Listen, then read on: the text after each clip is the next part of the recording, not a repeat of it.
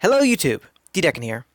And in addition to the card tickets and the Obelisk the Tormentor that we're getting for the second anniversary of Duel Links, we're also getting a big gift, much like last year. Now, as you can tell, I'm kind of late with posting this. I've been, well, busy. And honestly, there isn't really too many changes with this pick a gift other than just the cards. So for this video, I'm just going to be talking about the cards themselves, because honestly, I've talked a lot about the pick a gift and just a lot of the layout and decisions that I am fond of and not fond of in other videos, so I'm just going to stick mainly to the card this video, just trying to make this a quick, simple, little easy video. So with that out of the way, let's just start. Starting with days 2 and 4, the recycled card days, which are Gen X Ally Chemistry, and Vylon Delta. Now, both these cards were new for the last pick a gift, and like I say every time, it's good just to grab a second copy if you want a second copy. But these two cards, I can't really honestly see a whole lot of reason for having second copies. I mean, with Gen X Ally Chemistry, he is a level 2 Dark Machine Tuner, which in its own right has its uses, and he also can discard himself to the graveyard, which is great to combo with like Junk Synchron. But outside of that, like, Chemistry's effect is only really good in Gen X decks, and unless you're making a Gen X based deck, he isn't a whole lot useful other than just that one interaction. Like, there are probably other general uses, but like Galaxy Serpent is a little bit more useful with unexpected die or even painful decisions. So there are other level 2 tuner options, but again, it's just great to have if you don't already have it. And as for Delta, Delta is the unfortunate Duel Links extra deck spacing scenario. Delta falls under the lines of because extra deck spacing is so limited in Duel Links, you really only want to play like 1 or 2 copies of cards you don't want to use as often but can come up. And Delta has a very useful effect of a first turn wall, and being able to thin out your deck for equip spell cards. But outside of that one use, it's unless you're planning to spam Delta for whatever reason, having him that one time is probably going to net you enough plays to be able to get certain cards you need into your hand already.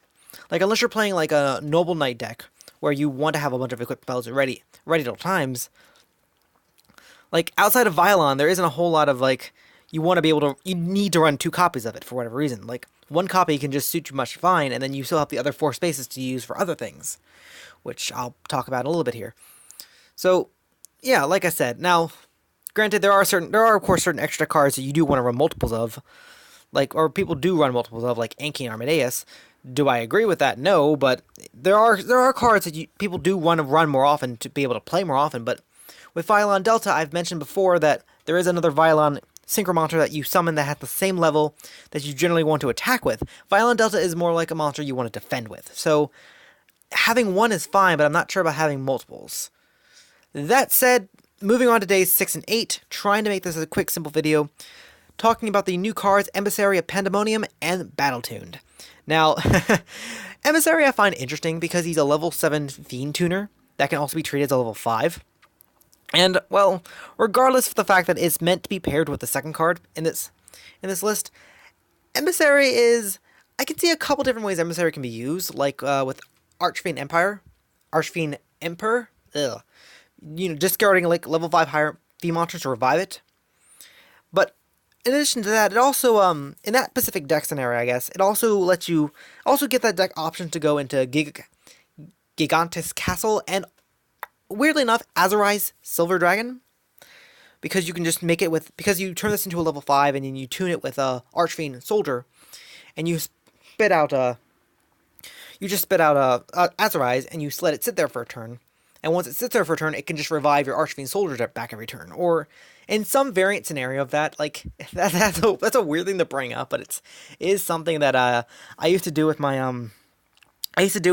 real life, like, normal vanilla pendulum deck, where I didn't specifically use this card, but I would put Azorize in that deck because it would let me bring back my level 2 tuners and be able to make synchro plays.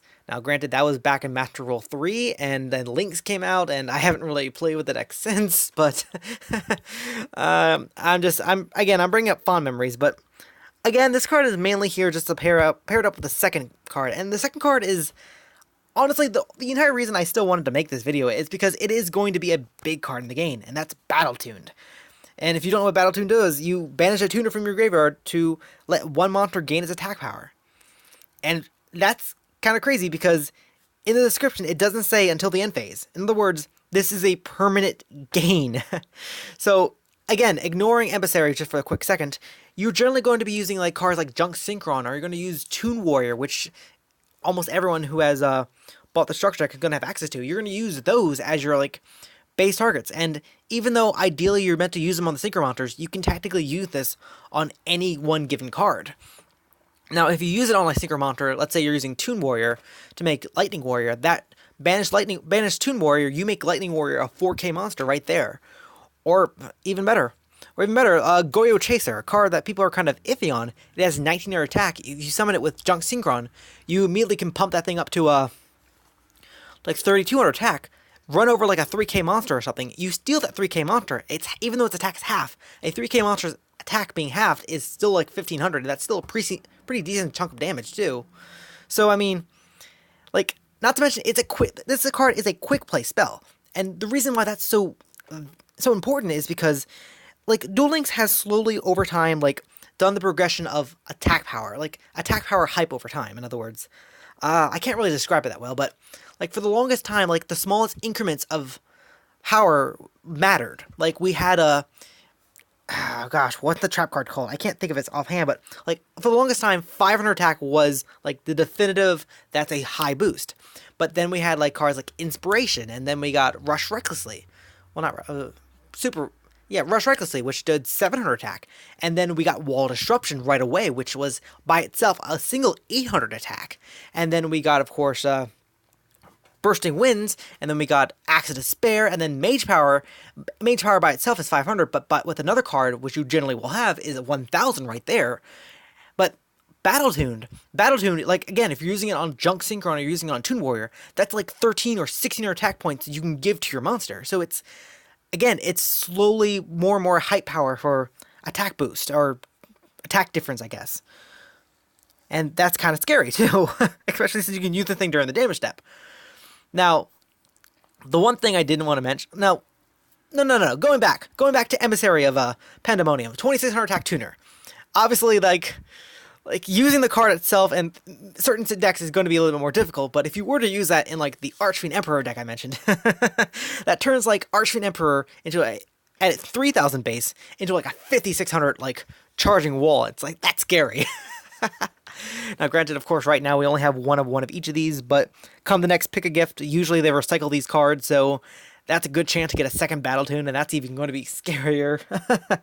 But one thing I did not want to mention, and it is a viable factor though, is the Armades and Mighty Slugger situation.